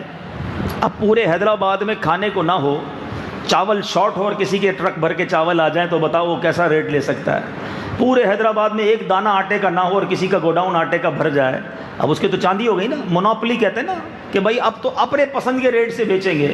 سارے مدینے کے تاجر پہنچ گئے حضرت عثمان غنی کے پاس، کہا حضور آپ کے 100 اونٹ، اچھا 100 اونٹ کا مطلب آج کی زبان میں سمجھو کہ 100 ٹرک بھر کے آ گیا اناج، ٹھیک ہے۔ سارے ہی پہنچ گئے، حضور آپ کے پاس مال ہے، کسی کے پاس اناج نہیں ہے، آپ ہمیں یہ مال دیں، ہم لوگوں کو بیچیں، لوگ بھوکے ہیں۔ آپ نے فرمایا اچھا چلو اندر آ جاؤ، کمرے میں بیٹھو۔ ہم بھی کوئی بڑی ڈیل ہوتی ہے تو ذرا روم میں بٹھاتے ہیں نا بڑے گاہک کو، میٹنگ کرتے ہیں، ذرا چلو بھائی۔ حضرت عثمان غنی نے سب کو اپنے گھر میں بلا لیا، کہا بتاؤ کیا کہتے ہو، کتنا پروفٹ دو گے، کتنا نفع دو گے؟ لوگوں نے کہا حضرت 10 کے 12 لے لیں، جو آئٹم آپ نے 10 میں خریدی ہے 20% پروفٹ 12 میں ہمیں دے دیں۔ آپ نے فرمایا مجھے تو اس سے زیادہ مل رہا ہے۔ لوگوں نے کہا اچھا 13 لے لیں حضرت، کہا مجھے تو اس سے بھی زیادہ مل رہا ہے۔ کہا 14 لے لیں، کہا مجھے اس سے بھی زیادہ مل رہا ہے۔ کہا حضور 15 لے لیں۔ 10 کا 15 کا مطلب کیا ہوا؟ 50% پروفٹ، ٹھیک ہے۔ اب مدینے کے تاجر نے کہنے لگے کہ یا امیر المومنین، یا ابا عمرو، ما بقیہ بالمدینۃ تجار غیرنا فمن زادکا، حضور مدینہ منورہ کے جتنے بھی تاجر ہیں وہ سارے تو آپ کے سامنے بیٹھے ہیں، ہم سے زیادہ دے کون رہا ہے آپ کو، آفر کون دے رہا ہے؟ سارے کاروبار کرنے والے غلے کے تاجر آپ کے روم میں بیٹھے ہیں اور ہم آفر پہ آفر بڑھا رہے ہیں، آپ کہتے ہیں زیادہ مل رہا ہے، دے کون رہا ہے؟ سنو عثمان غنی کا جواب۔ کروڑوں روپے کما سکتے تھے اس دن اس زمانے کے لحاظ سے، آپ کہتے ہیں میرا اللہ مجھے 1 کا 10 دے رہا ہے، 1 کا 10 دے رہا ہے، کوئی تم میں سے مجھے اس سے زیادہ دے دے؟ کہتے حضور اس سے زیادہ ہم نہیں دے سکتے۔ کہا گواہ ہو جاؤ، اپنا سارا مال میں مدینے کے فقراء پر خیرات کرتا ہوں، سارا غلہ اپنے اہل مدینہ پر خیرات کر دیا، 1 روپیہ نہیں لیا کسی سے۔ کہتے ہیں میں اللہ سے تجارت کر رہا ہوں، مجھے جواب دو، آپ نے یہ 100 کے 100 اونٹ اللہ کی راہ میں خیرات کیے، کسی کتاب میں پڑھا آپ نے عثمان غنی غریب ہو گئے ہیں؟ آپ کا خزانہ کم ہو گیا؟ ارے آپ نے 100 اونٹ دیے، اللہ نے آپ کو اس سے بہت زیادہ نواز دیا۔ جو اللہ کی راہ میں خرچ کرتا ہے اللہ اسے ملٹیپلائی کر کے لوٹاتا ہے. بس یہ شیطان کا وار ہے کہ لگتا ہے پیسے جیب سے نکل گئے, اکاؤنٹ سے نکل گئے, زکوٰۃ کا چیک بنا دوں گا تو پیسے کم ہو گئے. ارے کوئی بے وقوف ہوگا کہ اگر کسی کے کھیت ہوں اور وہ 4 بوری بیج لے کر جائے اور اپنے کھیت میں بیج ڈال کر آئے, تو بے وقوف ہی ہوگا جو کہے گا کہ 4 بوری ضائع کر کے آیا, گیا 4 بوری لے کر تھا, واپس خالی ہاتھ آیا. بتاؤ وہ بے وقوف ہے کہ نہیں؟ عقل مند کہے گا 4 بوری ڈال کر آیا ہے, تھوڑے دنوں بعد کئی ٹرک بھر کر اناج لائے گا. بیج ڈالے گا تو اناج اگے گا نا. یہ بیج ڈالنا ہے زکوٰۃ. اللہ کی راہ میں صدقہ خیرات کرو, خوب زکوٰۃ خرچ کرو, اللہ تمہارے مال میں خوب برکت دے گا. رمضان خیرات, زکوٰۃ اور صدقے کا مہینہ ہے, اس میں غریبوں کی مدد کیجئے. سب سے پہلے میرے میٹھے اسلامی بھائیوں, شریعت کا حکم یہ ہے آپ اپنے رشتہ داروں کا خیال رکھیں. سب سے پہلے اپنے رشتہ داروں کی مدد کریں. لوگ ایک بڑی غلطی کرتے ہیں, اگر آپ کے رشتہ دار غریب ہیں پہلے چیک کر لیں, زکوٰۃ کے مستحق ہیں ان کو گھر پر پہنچائیں. بعض اوقات دنیا کو بانٹتے ہیں, اپنے پریشان ہوتے ہیں. حدیث پاک کا مضمون ہے اللہ تعالیٰ ان لوگوں پر قیامت کے دن نگاہ رحمت نہیں فرمائے گا جو غیروں کو بانٹیں اور ان کے اپنے پریشان ہوں. پہلے اپنوں کو دیں, ٹھیک ہے, اس کے بعد اپنے غریب مسلمان پڑوسیوں کو دیکھیں, اپنے غریب ملازمین کی فکر کریں. اس کے بعد میں عرض کروں گا میٹھے اسلامی بھائیوں, عاشقان رسول کی مدنی تحریک دعوت اسلامی جو دنیا بھر میں سنتوں کی خدمت کر رہی ہے, جو ہمیں رمضان کیسے گزارنا ہے بتاتی ہے, جو رمضان میں گناہوں سے کیسے بچانا ہے ہمیں بتاتی ہے. ارے پورے مہینے کا اعتکاف تو حدیث میں ہی سنا تھا کہ پیارے آقا نے ایک بار زندگی میں پورے مہینے کا اعتکاف کیا, مگر دنیا میں کہیں پورے مہینے کا اعتکاف نہ سنا تھا. اللہ سلامت رکھے امیر اہل سنت کو, کیا فارمولہ لے کر آئے ہیں کہ بندے گناہ سے بچ نہیں پاتے, باہر رہتے ہیں تو گناہوں میں پڑ ہی جاتے ہیں. اگر گناہوں سے بچ کر رمضان گزارنا ہے تو آ جاؤ, پورا مہینہ ہی اعتکاف کر لیتے ہیں.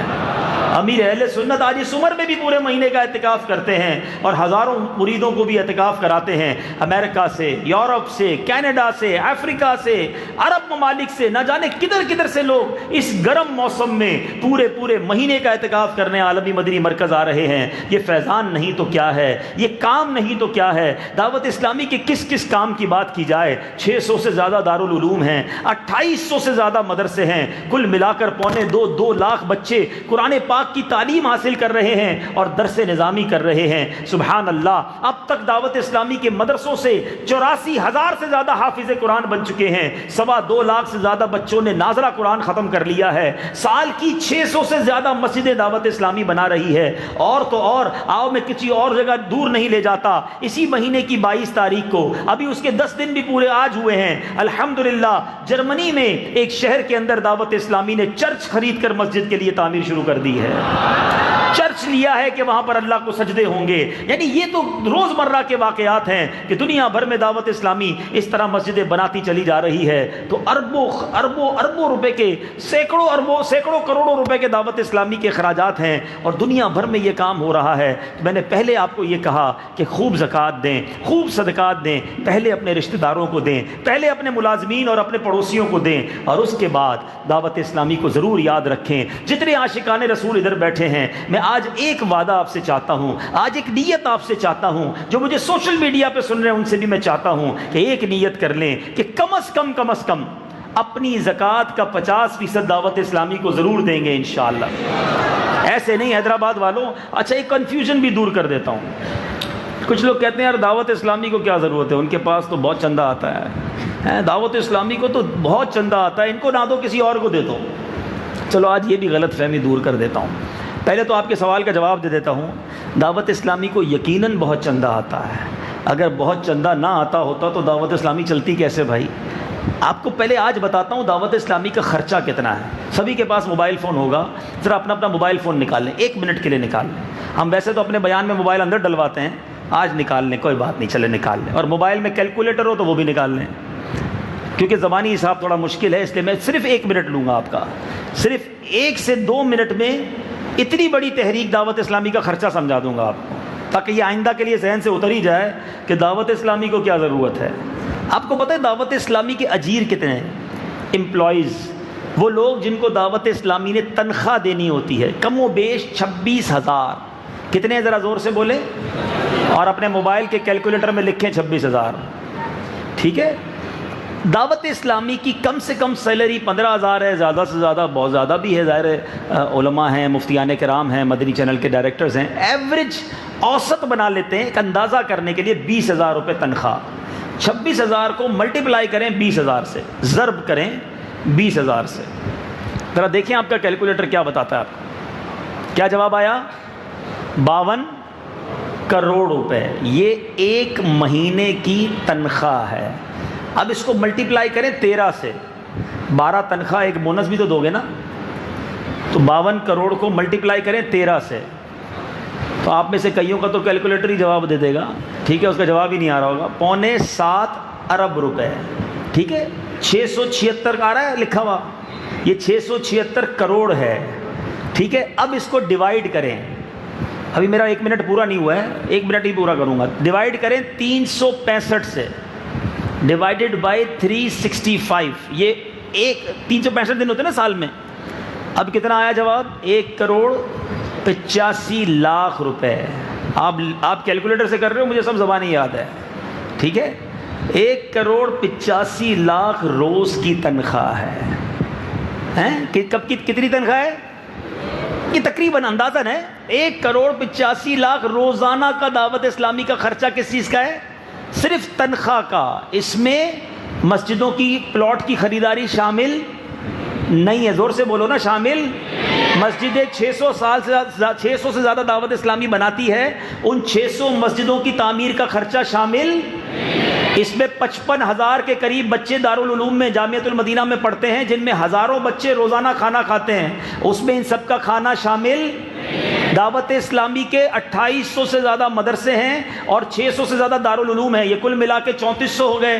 دعوت اسلامی کے فیضان مدینہ ملا لیں، پراپرٹیاں ملائیں تو 5,000 کے قریب پراپرٹیاں ہیں، ان 5,000 پراپرٹیوں کے الیکٹرک کے بل شامل نہیں ہے، ان 5,000 پراپرٹیوں کے پانی کا خرچہ شامل نہیں ہے۔ اچھا جناب، اور آگے چلتے ہیں، دعوت اسلامی کے 3 چینل چل رہے ہیں، مدنی چینل اردو، بنگلہ دیش، انگریزی میں، یہ 3 چینل 7 سیٹلائٹ کی فیس بھر رہے ہیں، ہزاروں نہیں لاکھوں ڈالر مہینے کی اس کی فیس ہے، وہ فیس اس خرچے میں شامل نہیں ہے۔ اب بتاؤ خرچہ کتنا ہے دعوت اسلامی کا؟ صرف تنخواہ میں نے آپ کو بتایا، آج کا دن کیا تاریخ تھی؟ 2 مئی، ہم نے گزار دیا، رات کو آ کے اجتماع میں بیٹھ گئے، آج بھی دعوت اسلامی کے 1,85,00,000 خرچ ہو چکے ہیں۔ آپ کہتے ہیں دعوت اسلامی کو ضرورت کیا ہے؟ دعوت اسلامی کے کام سوچو کتنے ہیں، کئی لوگوں کو پتہ ہی نہیں ہے کام کتنے ہیں۔ میں آپ کو ایک اور کام بتاؤں جو دعوت اسلامی کرنے جا رہی ہے، اور آپ سب چاہتے ہیں وہ کام ہونا چاہیے۔ دعوت اسلامی کے بہت سارے کام کرنے والے نہیں تھے، مجبوراً کرنے پڑے، کوئی اور نہیں کرتا، دعوت اسلامی کو کرنا پڑا۔ ہمارا کام تھوڑی تھا چینل کھولنا، جب کسی نے نہیں کھولا، چینل کے ذریعے بے حیائی، بری باتیں سکھائی جانے لگی، علماء سے فتویٰ لیا، ہم تو کیمرے سے دور بھاگنے والے لوگ تھے، مگر کیوں چینل بنانا پڑا کہ گھر سے ٹی وی نہیں نکال سکتے، اب ٹی وی کے ذریعے ان کے اندر عشق رسول پہنچانا ہے، ٹی وی کے ذریعے تربیت کرنی ہے، تو چلو مدنی چینل ہی کھول لیتے ہیں۔ دنیا میں بتاؤ ایسا چینل کوئی آیا تھا جس کو دیکھ کر لوگ کلمہ پڑھ کر مسلمان ہو جاتے ہوں؟ کوئی ایسا چینل دنیا میں نہیں دیکھا ہوگا کہ جس کو دیکھ کر لوگ اپنے ماں باپ کے ہاتھ چومنا شروع کر دیں۔ ارے یہ تو سنا تھا کہ ٹی وی دیکھ کر بچے خراب ہو گئے، یہ کیسا ٹی وی چینل آیا ہے کہ جس کو دیکھتے ہیں تو لوگ خوف خدا میں رونا شروع ہو جاتے ہیں، ماں باپ کا ادب کرنا شروع ہو جاتے ہیں، 5 وقت کے نمازی بننا شروع ہو جاتے ہیں، بے پردہ عورتیں چینل دیکھتی ہیں، با پردہ بن جاتی ہیں۔ ارے اردو میں شروع کیا، انگریز ممالک سے میسج آیا، بڑا کمال کا چینل کھولا ہے، ہمارے بچوں کو اردو نہیں آتی ہے، مہربانی کیجئے، کرم کیجئے۔ ایک اور خرچہ سر پر لیا، دعوت اسلامی نے انگریزی مدنی چینل شروع کر دیا۔ بنگلہ دیش سے ڈیمانڈ آئی، جناب ہمارے لوگ اردو چینل پہ سیکھنا چاہتے ہیں، اردو سمجھ نہیں آتی، کرم کیجئے۔ ایک اور خرچہ اپنے اوپر ڈالا، بنگالی چینل شروع کر دیا۔ اب بتاتا ہوں دعوت اسلامی کیا کرنے جا رہی ہے، زبردست ڈیمانڈ ساری دنیا سے آ رہی ہے، جناب کچھ کیجئے۔ ہر بچے کے ہاتھ میں موبائل فون ہے، آئی پیڈ ہے، اور بچہ جناب بے حیائی اور بری چیزیں دیکھ رہا ہے۔ ہم کارٹون چھڑوا نہیں سکتے، کارٹون دیکھتا ہے تو کبھی بھگوان کہنا شروع کر دیتا ہے، کبھی کارٹون دیکھتا ہے تو شراب کی بات کرتا ہے، کبھی سنیما کی بات کرتا ہے، کبھی غلط باتیں کرنا شروع کر دیتا ہے۔ بچہ اس کام میں پڑ گیا ہے، خدارا دعوت اسلامی کچھ کرے۔ ارے دعوت اسلامی کا یہ کام نہیں تھا، مگر پچھلے مرکزی مجلس شورا کے مشورے میں یہ طے کر لیا گیا، آنے والی نسلوں کو اس بے حیائی سے بچانا ہے، تو دعوت اسلامی ان قریب بچوں کا الگ مدنی چینل کڈ شروع کرنے جا رہی ہے۔ سبحان اللہ تو بڑے زور سے بولا آپ نے، ایک بار اور بولو سبحان اللہ۔ لیکن یہ فری میں نہیں چلے گا نا، اس کے لیے الگ کروڑوں روپے چاہیے ہیں. اب انشاءاللہ وہ دن آئے گا کہ بچہ کارٹون دیکھے گا اور کارٹون میں جون اسے سنیما میں لے کے نہیں جائے گا، غلام رسول اسے مسجد میں لے کر جائے گا. وہ دیکھے گا کہ غلام رسول کے ماں باپ آتے تو کھڑے ہو کے ماں باپ کا ہاتھ چومنا ہے. بچہ کارٹون بند کرے گا اور اپنے ماں باپ کے ہاتھ چومنا شروع کر دے گا. مگر یہ سب کام کرنے ہیں دعوت اسلامی کو. اور آپ کہتے ہیں دعوت اسلامی کو چندہ کیوں دیں؟ تھوڑا سا دے دو بس، ٹھیک ہے ان کو بیچاروں کو. نہیں، زیادہ دے دعوت اسلامی کو تاکہ یہ اور پیغام آگے بڑھے اور دین کا پیغام اور آگے بڑھے. ارے کہیں اور کی بات چھوڑو، سندھ میں رہتے ہو آپ لوگ یار، آپ چلو تو صحیح سندھ اندر، ذرا جاؤ انٹیریئر سندھ. کتنی جہالت ہے، نہ کسی کو نماز پڑھنے آتی ہے، نہ کسی کو قرآن پڑھنا آتا ہے. کیا حیدرآباد میں تھوڑا سا دعوت اسلامی کا کام ہو گیا آپ خوش ہو گئے؟ میں نہیں کہتا حیدرآباد والوں میں جرمنی میں مرکز بنا کے دو، میں نہیں کہتا میں افریقہ میں مساجد بنا کے دو. کم از کم اپنے سندھ کی فکر کر لو. ابھی کتنی جگہ خالی ہے، پوچھو ایاز بھائی سے، یہاں کے نگرانوں سے بیٹھ کر پوچھو. کبھی یہ کہتے ہیں میں تھر میں مرکز بنانا ہے، وہاں لوگوں کو نماز سکھانی ہے، ادھر لوگوں تک دین پہنچانا ہے. آپ نہیں پہنچاؤ گے تو ہمارے وطن کے اندر لا دینی قوتیں کام کر رہی ہیں جو پیسہ خرچ کر کے لوگوں کا ایمان برباد کر رہی ہیں. اگر واقعی نبی پاک کے پرچم کو بلند کرنا ہے تو دعوت اسلامی کا ساتھ دینا ہوگا. دوبارہ اپنی بات پر آتا ہوں، ہم یہ نہیں کہتے سارے پیسے ہم کو دے دو، اپنی مسجد کو بھی، اپنے علاقے کی مسجد کو بھی دینا. اگر وہ عاشقان رسول کا مدرسہ ہے ان کو بھی مدد کرو، اپنے رشتہ داروں کو بھی دو، لیکن دعوت اسلامی کا حصہ بڑا رکھو تاکہ جو دین کا کام دعوت اسلامی کر رہی ہے یہ پرواز اور آگے جائے، یہ کاروان اور آگے بڑھتے رہے. ایک بار مل کر سب نیت کریں انشاءاللہ کہ اپنی زکوٰۃ کا کم از کم 50% حصہ ہم دعوت اسلامی کو دیں گے انشاءاللہ. کون کون نیت کرتا ہے انشاءاللہ؟ آپ چاہتے ہیں کہ یہ پیغام دنیا بھر میں پہنچے تو نیت کریں. اور ایک اور آخری بات، آج آپ کے 10-15 منٹ زیادہ لے لیے ہیں. ہر جمعرات عبدالحبیب نہیں آتا تو اگلی بار دیر نہیں ہوگی، بلکہ اب تو اگلی بار عصر سے مغرب ہوگا انشاءاللہ اجتماع، تو تھوڑا 5-10 منٹ معاف کر دیجئے گا. آخری بات کہ آپ نے خود تو اپنے عطیات دینے ہیں، لیکن ایک مہربانی کرو، اپنی جیب سے تو میں ایک لمیٹڈ پیسے دوں گا نا، جتنی لمٹ ہے، جتنی زکوٰۃ بنتی ہے. اب میں نے کہہ دیا 50% تو کسی کی زکوٰۃ ہی 1 لاکھ بنتی 50,000 دے دے گا، کسی کی 25,000 بنتی ہے وہ 12,500 دے دے گا، ٹھیک ہے. لیکن آپ جمع بھی تو کر سکتے ہیں نا. جو باتیں میں نے آپ کو بتائیں گے وہ دوسروں کو بتائیں نا، کہ اتنا خرچ ہے، اتنا بڑا کام ہے. میں نے کیوں کیلکولیٹر نکلوایا؟ آپ سب کو یاد ہو جائے گا. اگر میں زبانی کہتا آپ کو یاد نہ ہوتا، جس نے حساب کیا اس کو 26,000 بھی یاد رہے گا، اس کو 20,000 بھی یاد رہے گا، اور انشاءاللہ وہ دوسروں کو بتا سکے گا.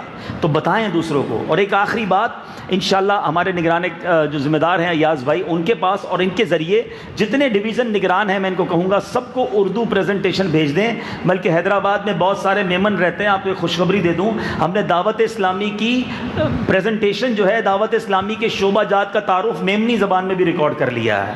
جس کو میمنی زبان میں چاہیے وہ بھی لے لیں، اردو میں بھی لے لیں اور دکھائیں. واٹس ایپ پہ پتہ نہیں کیا کیا وائرل کرتے ہو یار، یہ وائرل کرو نا، ہر عاشق رسول کے موبائل پر بھیجو کہ یہ ہے دعوت اسلامی کا کام. دیکھیں کتنے شعبے ہیں، 8-10 منٹ کی ویڈیو ہے، وہ دیکھیں گے انشاءاللہ. پھر فون کریں، آپ نے دیکھی ویڈیو؟ کہیں گے ہاں دیکھی. اب بتائیں دعوت اسلامی کی کیا مدد کریں گے. آپ کی زبان، آپ کی کوششوں سے اگر دعوت اسلامی کے لیے عطیات جمع ہو جاتے ہیں تو انشاءاللہ وہ دن دور نہیں ہے کہ ہمارے سندھ کا، میں صرف سندھ کی اگر بات کروں تو سندھ کا بچہ انشاءاللہ نمازی بنے گا، عاشق رسول بنے گا، سنتوں کا پیکر بنے گا. ہمیں سندھی علماء بنانے ہیں. اگر سندھ کی قوم کی تقدیر بدلنی ہے تو ساتھ دیجیے دعوت اسلامی کا. اپنے صوبے، اپنے وطن، اور صرف اپنے صوبے اور اپنے وطن کی فکر کیوں، انشاءاللہ ساری دنیا میں سنتوں کا پرچم لہرائیں گے انشاءاللہ. ہمارا مدنی مقصد کیا ہے؟ مجھے اپنی اور ساری دنیا لوگوں کی اصلاح کی کوشش کرنی ہے انشاءاللہ. آئیے آج جمعرات ہے اور اختتام پر اپنے معمولات پورے کر لیں. درود پاک پڑھ لیتے ہیں جو ہمیں پڑھائے جاتے ہیں، جو دعائیں پڑھائی جاتی ہیں. نبی پاک علیہ الصلوۃ والسلام پر ایک بڑا خوبصورت درود پاک ہر شب جمعہ ہم پڑھتے ہیں. بزرگوں نے فرمایا جو شخص ہر شب جمعہ اور جمعرات کی درمیانی رات اس درود شریف کو پابندی سے کم از کم 1 مرتبہ پڑھے گا، موت کے وقت نبی پاک علیہ الصلوۃ والسلام کی زیارت کرے گا.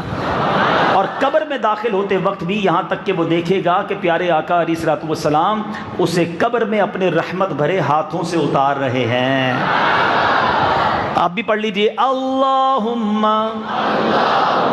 صلی وسلم وبارک علی سیدنا محمد النبی الأمي الحبيب العالي القدر العظيم الجاه وعلى آلہ وصحبہ وسلم۔ جو یہ درود پاک پڑھتا ہے اس پر رحمت کے 70 دروازے کھول دیے جاتے ہیں۔ آپ بھی پڑھ لیجئے، صلی اللہ علی محمد۔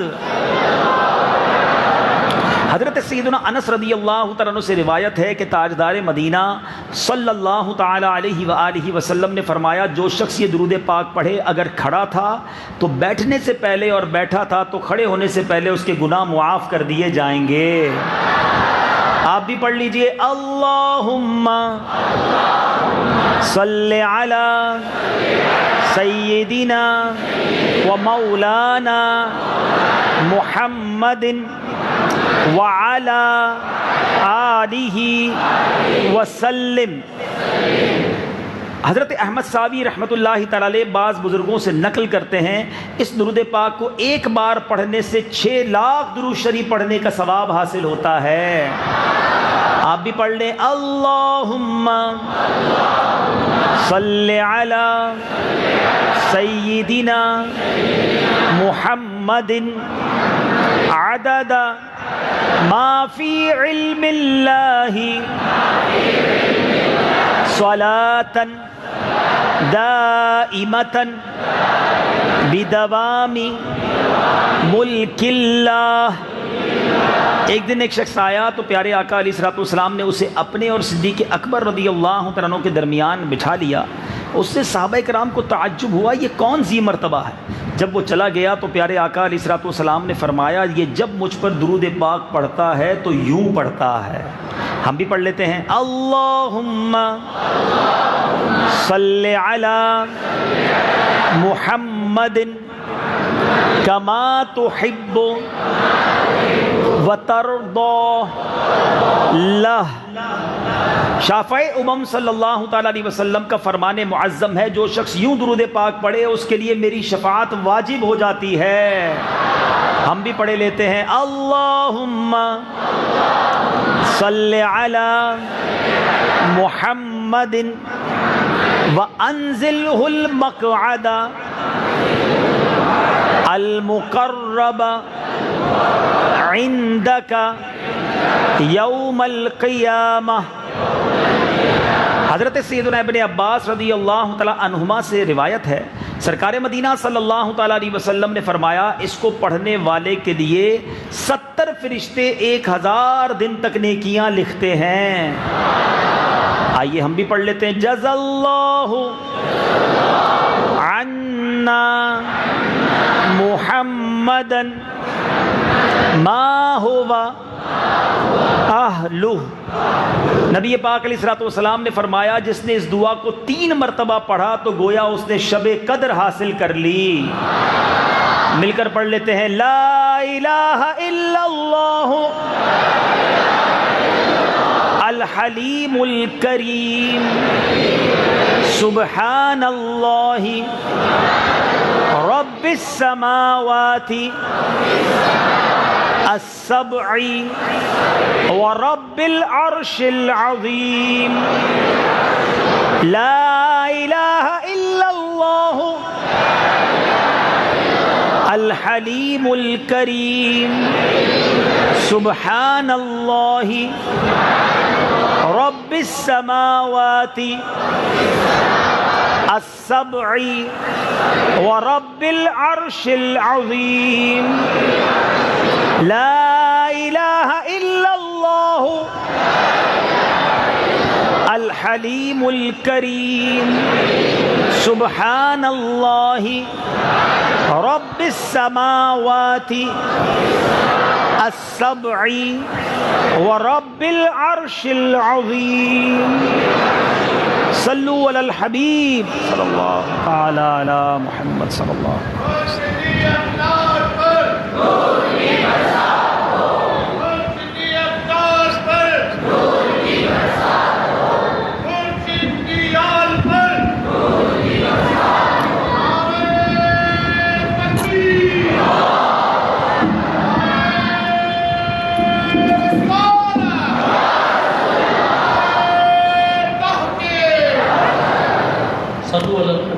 صلی اللہ تعالی علی محمد صلی اللہ علیہ وسلم۔